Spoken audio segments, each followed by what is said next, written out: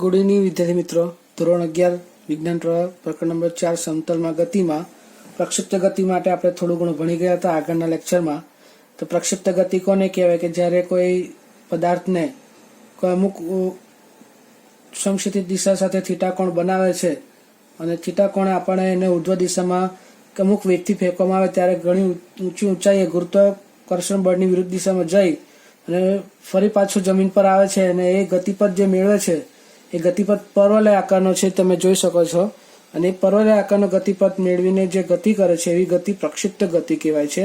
પ્રક્ષેપણ કરીને ગતિ કરાવવું, સમક્ષિતિજ દિશામાં સીધું કાં તો ઉર્ધ્વ દિશામાં ગતિ કરે એવું નહીં, પણ બંને દિશામાં ગતિ આવે એવી ગતિ પ્રક્ષિપ્ત ગતિ કહેવાય.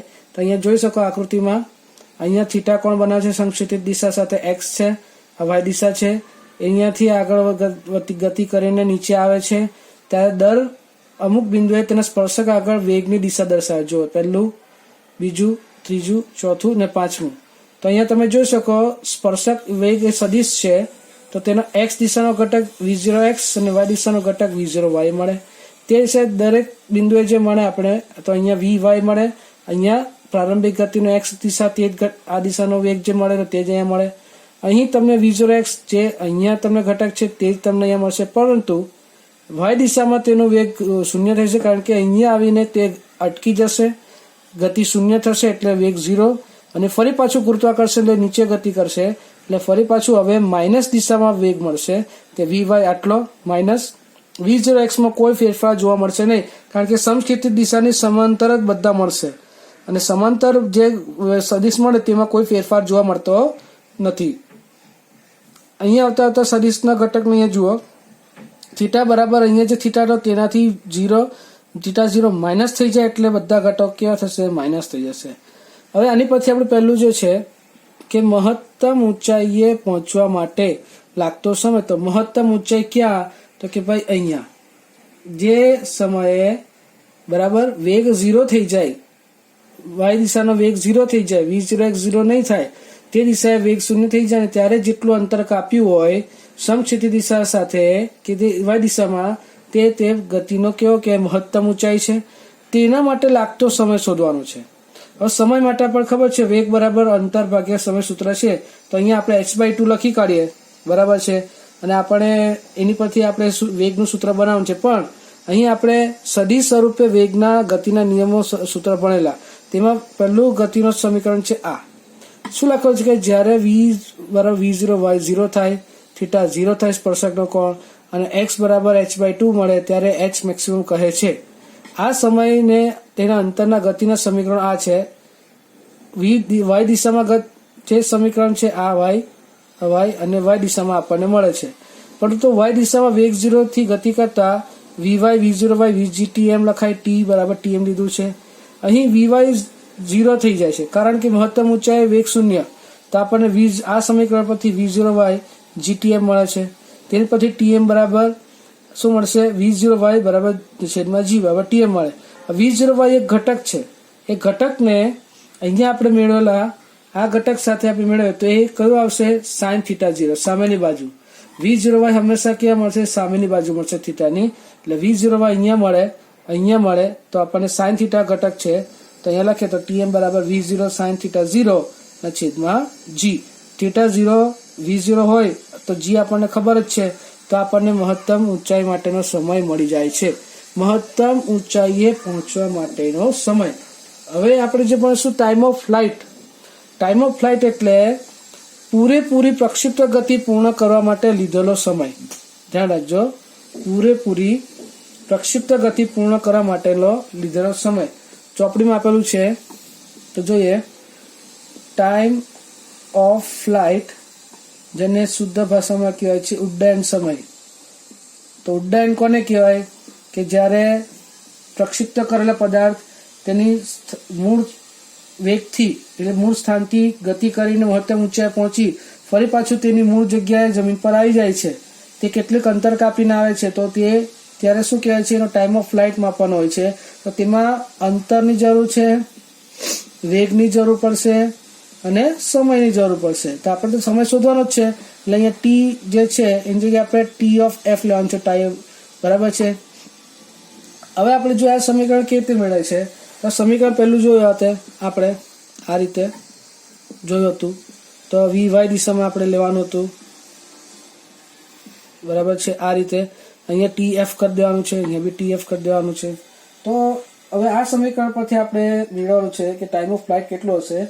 તો અહીંયા તમને અંતર બી કાપેલું છે. જો અહીંયા h/2 અંતર હતું, એટલે કે એક પૂરેપૂરી અવધિ પૂર્ણ કરે તો તેના માટેનું સમીકરણ છે x બરાબર v0t માઇનસ 1/2gt² છે. તો અહીંયા t બરાબર tf લઈએ અને x બરાબર 0 થાય, કારણ કે જ્યાંથી શરૂ કરે ત્યાં જ પૂર્ણ આવે છે, એટલે કુલ સ્થાનાંતર આપણે મને 0 છે. તો અહીંયા આપણને શું મળશે, 0 બરાબર v0y tf માઇનસ 1/2gtf નો વર્ગ. હવે tf કોમન કાઢીએ આપણે, અહીંયા શું થશે, v0y બરાબર 1/2gtf. હવે tf છે આગળ લઈએ આપણે, તો 2 ગુણ્યા v0y ના છેદમાં g. અહીંયા આપણે tf ટાઈમ ઓફ ફ્લાઇટ બરાબર v0 ઘટક શું લીધેલો આપણે આગળ, તો કે ભાઈ v0 sin θ 0. તો અહીંયા મૂકીએ તો 2v0 sin θ 0 ના છેદમાં g. આ થયું તમારું ટાઈમ ઓફ ફ્લાઇટનું સૂત્ર, ઉડ્ડયનનું સૂત્ર, બરાબર છે. આ ધ્યાન રાખજો. આને આપણે શોર્ટમાં લખી શકીએ, tf બરાબર 2 ગુણ્યા tm પણ લખી શકાય. તો ધ્યાન રાખજો, ઉડ્ડયનનો સમય તેના મહત્તમ ઊંચાઈ મેળવવાના સમયના ડબ્બામાં પણ ગણી શકાય છે, બરાબર છે. તો આ રીતે તમે જો ઉડ્ડયનનો સમય અને ટાઈમ ઓફ ફ્લાઇટ, બરાબર, ટાઈમ ઓફ ફ્લાઇટ અને મહત્તમ ઊંચાઈ મેળવેલી સમય એ આપણે મેળવી ચૂકેલા છે. હવે આપણે જોઈએ અવધિ, પછી વર્તુળાકાર ગતિ. હવે આગળ જોઈએ અવધિ એટલે શું છે. અવધિ એટલે અહીંયા લખ્યું પ્રમાણે પદાર્થે આપેલા સમયગાળામાં પ્રારંભિક સ્થાનથી ગતિ કરીને સંક્ષિપ્ત દિશામાં કાપેલ કુલ અંતરને પ્રક્ષિપ્ત પદાર્થની અવધિ કહે છે. ચોપડી ભાષામાં એ કે પદાર્થે જે tf ઉડ્ડયન સમય દરમિયાન કાપેલું કુલ અંતર, સિમ્પલ ભાષા, tf એટલે કે આ ઉડ્ડયન પૂર્ણ કરવા માટે લીધેલો કુલ સમય દરમિયાન તેણે કાપેલું અંતર, આને કહેવાય રેન્જ એટલે અવધિ, બરાબર છે. અવધિ એને કહેવાય છે. અને જ્યાં પ્રક્ષેપ્ય ગતિ સ્ટાર્ટ કરે ત્યારે x અંતર 0, y અંતર 0. જ્યારે ગતિ દરમિયાન y અંતર હંમેશા 0 આવે, કારણ કે જેટલું ઉપર જાય છે એટલું નીચે આવે, એટલે y અંતરમાં કોઈ ફરક પડતો નથી. પરંતુ અવધિ માટે ઉડ્ડયન સમય કેટલો આપેલો છે, અહીંયા હમણાં જો 2v0 sin θ 0 આપણે છેદમાં g. x દિશામાં આપણને અવધિ મળે એટલે v0 x ઘટક લેવાનું છે. v0 x ઘટક એટલે v0 cos θ 0. હવે અહીંયા જો અવધિ, આ સૂત્ર ક્યાંથી આવ્યું, તો કે ભાઈ અંતરનું સૂત્ર કેવું મળે, વેગ ગુણ્યા સમય મળે.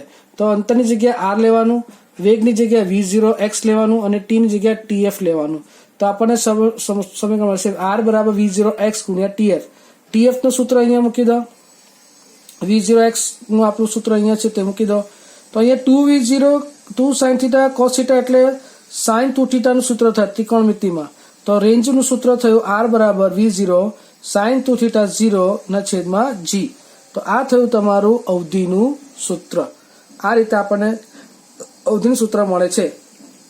પરીક્ષામાં તમને આ સમીકરણો 4 માર્કમાં પૂછાય છે કે અવધિ, મહત્તમ ઊંચાઈ અને મહત્તમ ઊંચાઈનો સમય, 4 એવા સમીકરણ મેળવો અથવા પ્રક્ષિપ્ત ગતિનું સમીકરણ મેળવો ત્યારે તમને આ સમીકરણ ઉપયોગી બને છે. આગળ જોઈએ આપણે વર્તુળાકાર ગતિ.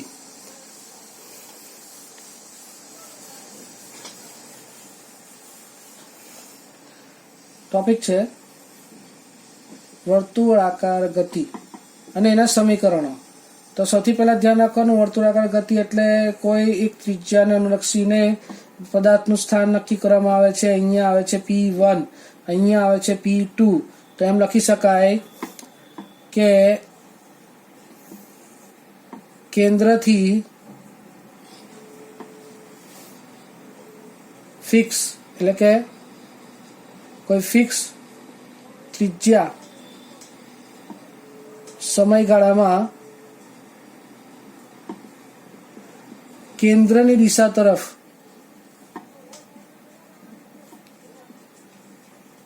બળ લાગતું હોય તેમ વર્તુળાકાર માર્ગ પર ગતિ કરે તેને વર્તુળાકાર ગતિ કરે છે કહે છે.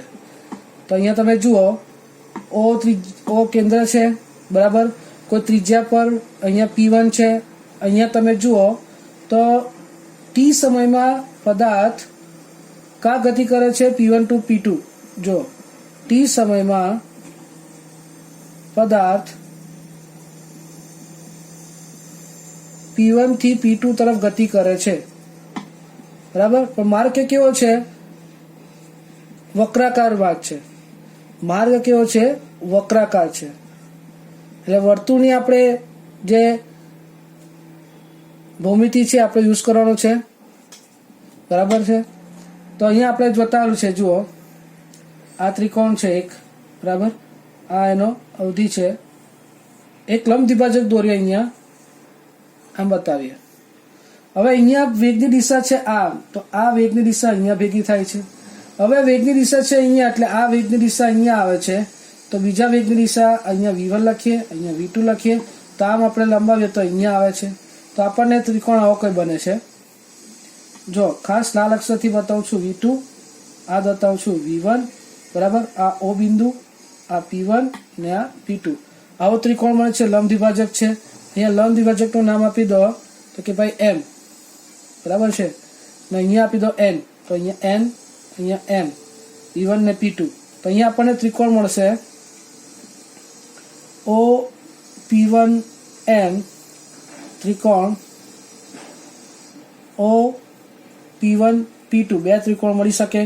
એની પરથી આપણને સૂત્ર તારવાના છે વર્તુળાકાર ગતિના. તો નિયમિત વર્તુળાકાર ગતિ એટલે શું કે અચળ ઝડપથી, અહીંયા લખેલું છે અચળ ઝડપ હોવી જોઈએ. વર્તુળાકાર માર્ગ પર પદાર્થની ગતિની નિયમિત ગતિ કહે છે. અચળ ઝડપથી વર્તુળાકાર માર્ગ પર કોઈ ગતિ કરે તે પદાર્થની ગતિને કહેવાય નિયમિત વર્તુળાકાર ગતિ કહે છે. જે સમગ્ર ગતિ દરમિયાન સમાન રહે છે વેગ, અને r ત્રિજ્યાના વર્તુળાકાર માર્ગ પર ગતિ વેગની દિશા સતત બદલાય. જો અહીંયા વેગ આ દિશામાં, આ વેગ આ દિશામાં, અહીંયા હશે તો આ દિશામાં, અહીંયા આવશે તો આ દિશામાં, સતત વેગ બદલાયા કરે છે, માર્ગ એક જ રહેશે બરાબર. તો આ રીતે આપણે વર્તુળાકાર ગતિ સમજવાનું છે. હવે અહીંયા જુઓ, અહીંયા એ લોકો આપેલું છે આ છે ડેલ્ટા થીટા, આ ખૂણો બનાવે છે ડેલ્ટા થીટા, સરેરાશ કોણીય. તો ડેલ્ટા થીટા છે કોણીય સ્થાનાંતર એમ કહી શકાય.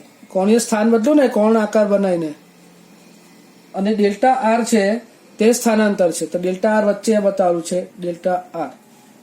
હવે અહીંયા બીજો વેગનું સમીકરણ બતાવેલું છે કે ધારો કે આ રીતે છે બરાબર, બે વેગ સદિશ છે V2 આ V1, બંને વચ્ચે કોણ થીટા, અને બંનેનો પરિણામી સદિશ આ દિશા મળે છે.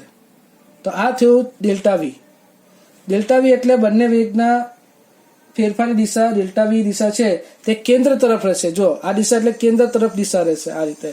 એટલે આમાં કેન્દ્રગામી બળ લાગે છે એમ કહેવાય, કેન્દ્રગામી બળ લાગે છે એમ કહેવાય. અને કેન્દ્રગામી બળ લાગે એટલે પ્રવેગ કેવો હશે? કેન્દ્રગામી પ્રવેગ, કેન્દ્રગામી પ્રવેગ લાગે છે. તો હવે આપણે સૂત્ર તારવીએ. તો ડેલ્ટા V ની દિશા કેન્દ્ર તરફ છે, V1 ને V2 બે દિશા ભેગા કર્યા છે બરાબર. તો અહીંયા આપણે સરેરાશ વેગનું સૂત્ર મેળવીએ પહેલા.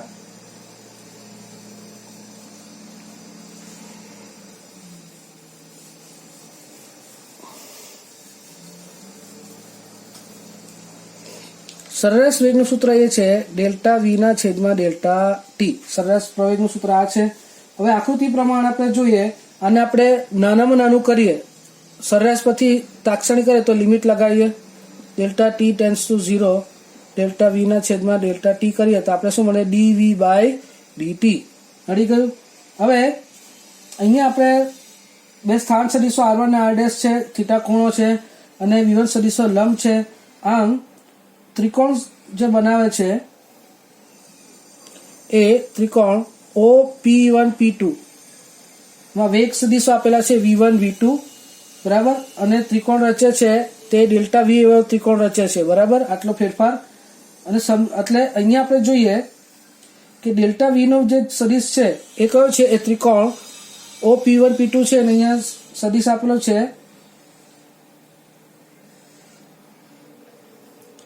અહીંયા નામ આપી દઈએ તો કે ભાઈ GHI GHI, તો અહીંયા ત્રિકોણ GHI અને ત્રિકોણ OPP' સમરૂપ છે એવું ચોપડીમાં આપેલું છે અને આપણે ગણતરી કરવાની છે. સમરૂપ છે એટલે બાજુઓનો જે ગુણોત્તર છે તે બીજી બાજુનો ગુણોત્તર સાથે સરખાવી શકાય.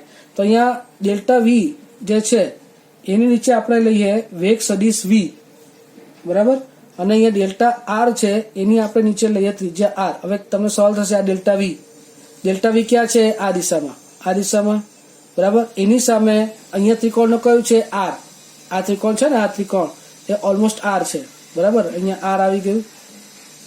તો આપણે લેવાનું છે ડેલ્ટા V ના છેદમાં V, એક સદિશ V લેવાનો છે. ડેલ્ટા V ના છેદમાં V લઈએ તો આપણે ડેલ્ટા R ના છેદમાં એક R લેવાનો છે, એટલે ત્રિજ્યા થઈ ગઈ. હવે આપણે એને સાદું સ્વરૂપ આપીએ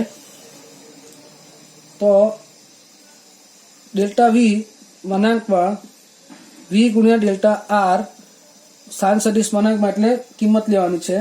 હવે આને આપણે કિંમત અહીંયા મૂકી દઈએ પ્રવેગમાં. મનાંકમાં પ્રવેગ આ છે ડેલ્ટા V બરાબર V ગુણ્યા ડેલ્ટા R ના છેદમાં R, આ રીતે લખ્યું, બરાબર. અને છેદમાં ડેલ્ટા T, કેમ કે ડેલ્ટા T તો આવશે જ. હવે ડેલ્ટા R ના છેદમાં ડેલ્ટા T એટલે ફરી પાછો V, એટલે અહીંયા V² ના છેદમાં R આવશે. ધ્યાન રાખજો, ડેલ્ટા R ના છેદમાં ડેલ્ટા T એટલે શું થશે? વેગ આપણને મળશે V, એટલે આપણને કેન્દ્રગામી પ્રવેગ જે છે તે આપણને V² ના છેદમાં R આવશે, બરાબર છે.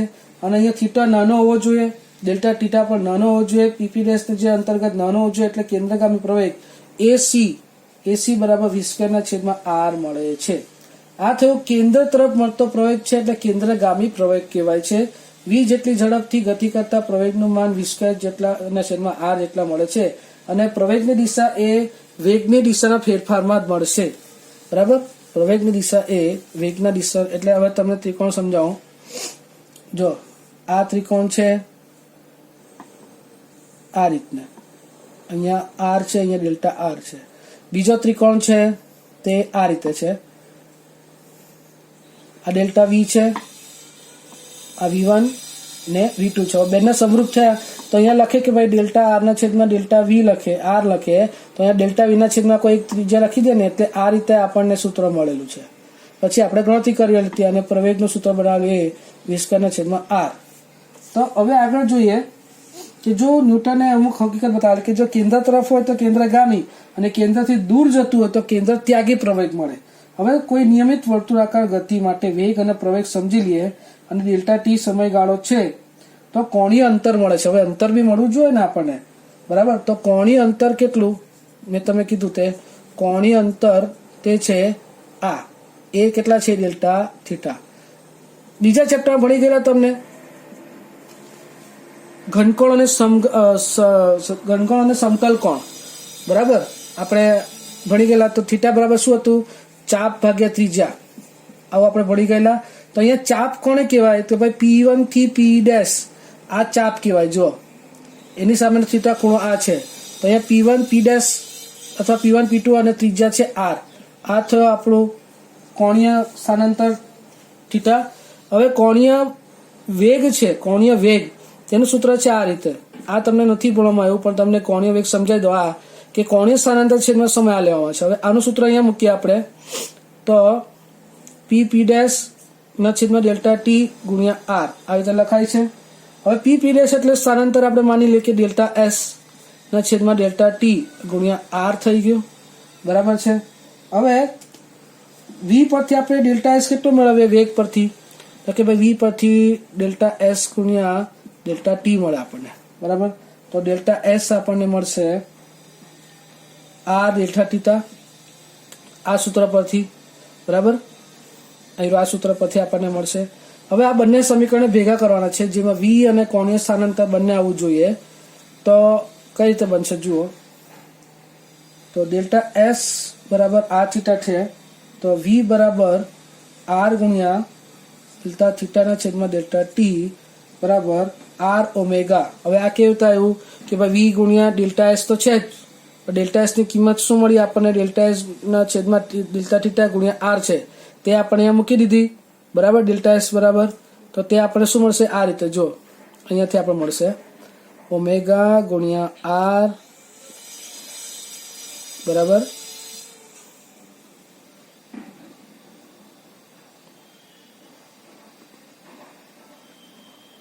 અને ડેલ્ટા થીટા બરાબર આ રીતે મળે, બરાબર છે. તો એ મૂકી દીધું એટલે આપણને v બરાબર v r square omega, sorry r omega, r square omega નહીં. તો આ થયું તમારો કોણીય વેગ અને રેખીય વેગ વચ્ચેનો સંબંધ. ધ્યાન રાખજો, કોણીય વેગ અને રેખીય વેગ વચ્ચેનો સંબંધ પેચીદો છે પણ આ રીતે સાબિત થાય છે. આની પરથી આપણે આકૃતિ બનાવી, આકૃતિ પરથી આપણે ડેલ્ટા થીટા બનાવ્યું, ઓમેગા બનાવ્યું, ઓમેગા અને વી આપણે ભેગા કર્યા, બરાબર, અને ભેગા કર્યા પછી આ મળે છે. હવે આ વી નું સૂત્ર આપણે પ્રવેગમાં મૂકવાનું છે. તો પ્રવેગનું સૂત્ર આપણે જોઈએ, એ બરાબર શું લખેલું આપણે વી સ્ક્વેરના છેદમાં આર. તો અહીંયા વી શું મળ્યું આપણને આર ઓમેગા, એટલે આર ઓમેગા નો વર્ગના છેદમાં આર શું મળશે આર સ્ક્વેર ઓમેગા સ્ક્વેરના છેદમાં આર. એક આર કેન્સલ એટલે આપણને કેન્દ્રગામી પ્રવેગ મળશે આર ઓમેગા સ્ક્વેર. શું મળશે આર ઓમેગા સ્ક્વેર. આ થયો તમારો કેન્દ્રગામી પ્રવેગ. હવે કેન્દ્રગામી પ્રવેગ છે એની પરથી વર્તુળાકાર ગતિ માટે આપણે રેખીય પ્રવેગ પરથી સૂત્ર જાણતા હતા કે ભાઈ કુલ અંતર કેટલું, વર્તુળનું કુલ અંતર 2πr, વર્તુળાકારમાં 2πr અને આવર્તકાળ t છે. હવે વી આપણને શું આપેલું છે આર ઓમેગા, અહીંયા આપેલું છે 2πr t, આર કેન્સલ તો ઓમેગા આપણને શું મળશે 2π ના છેદમાં t. આ થયું તમારું કોણીય વેગ પરથી આવર્તકાળનું સૂત્ર. આવર્તકાળનું સૂત્ર શું લખાશે કે ભાઈ t બરાબર 2π ના છેદમાં ઓમેગા. તો વેગનું સૂત્ર શું લખાશે આર ઓમેગા, એ તો આપણે આવી જ ગયેલા છે. તો પ્રવેગનું સૂત્ર આપણે બનાવીએ, ac બરાબર આર 2π ના છેદમાં t નો વર્ગ, તો આર 4π સ્ક્વેર ના છેદમાં t સ્ક્વેર, તો 4π સ્ક્વેર આર ના છેદમાં t સ્ક્વેર. આ થયું તમારું કેન્દ્રગામી, શું થયું કેન્દ્રગામી પ્રવેગનું સૂત્ર, બરાબર છે. અથવા તો એને આવૃત્તિ પણ લખી શકાય ફ્રીક્વન્સીના સ્વરૂપમાં, બરાબર. તો તે AC બરાબર 4π સ્ક્વેર ન્યુ સ્ક્વેર આર. હવે ન્યુ છે તે આવૃત્તિ કહેવાય અને આવૃત્તિનું સૂત્ર છે, આવૃત્તિ એટલે 1/t, તો આવૃત્તિનો વર્ગ કરે તો 1/t² આવે છે. તે રીતે કોણીય પ્રવેગનું સૂત્ર બી આપણે આમ કરીએ 2π ના છેદમાં t લખીએ તેની જગ્યાએ આપણે 2π ન્યુ પણ લખી શકીએ છીએ. એટલે આ વસ્તુ, આ નવા સમીકરણ એક આ છે, ધ્યાન રાખવાનું, બરાબર, જે આવૃત્તિ પરથી છે. બીજું સમીકરણ એક આ યાદ રાખવાનું, આવૃત્તિ પર ચોપડીમાં આપેલું છે, આ પણ લખી શકો ચાલે. કેવી રીતે આવ્યું તે આની પરથી મેળવ્યું અને આ મેળવી લીધા પછી જ થશે, એટલે આ ખાસ ધ્યાન રાખવાનું છે.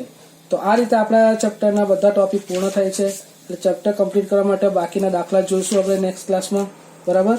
અને થિયરી બેઝ આપણે બધા ચેપ્ટરનો આ ટોપિક પૂરા કરેલા છે.